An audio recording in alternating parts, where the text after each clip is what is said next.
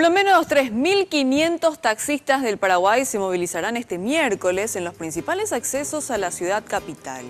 La medida de fuerza es contra la implementación del sistema de transporte Uber en nuestro país. Y a continuación, tome nota sobre las zonas donde aparecerá el enjambre amarillo. Es indefinida la hora de movilización. Si usted pretende llegar a Asunción a las 6 de la mañana, le recomiendo que lo haga antes, porque desde esa hora el enjambre amarillo formará columnas. Desde la avenida Acceso Sur, pasando por Fernando de la Mora y Rodríguez de Francia.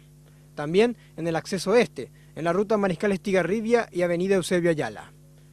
Y además en el acceso norte, ruta Traschaco y avenida Artigas.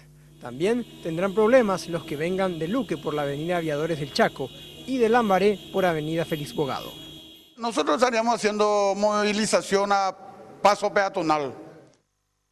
Los taxistas califican a Uber de ilegal porque representan una competencia desleal para ellos. Explican que el sistema de transporte no tributa y evade impuestos, no cuenta con conductores profesionales categoría A, no cuenta con seguro de pasajeros, la tarifa no es regulada y es inseguro.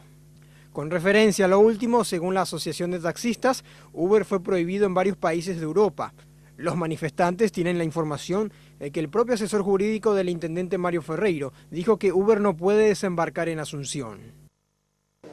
Hemos leído, ¿verdad?, por la prensa que Uber no puede operar de acuerdo al asesor jurídico del doctor Montalvetti, director de asesoría jurídica de la Municipalidad de Asunción. Uber no puede operar en Asunción. Esperan que eso se cumpla, entonces que no opere. Amén, hermano. Además, les preocupa que los taxistas que estén por alcanzar los 60 años pierdan sus trabajos. Por otra parte, digan que APTA no se ajusta a la tecnología. Explican que en los últimos años ya utilizan GPS y una aplicación para contratar servicios denominada Taxi PI.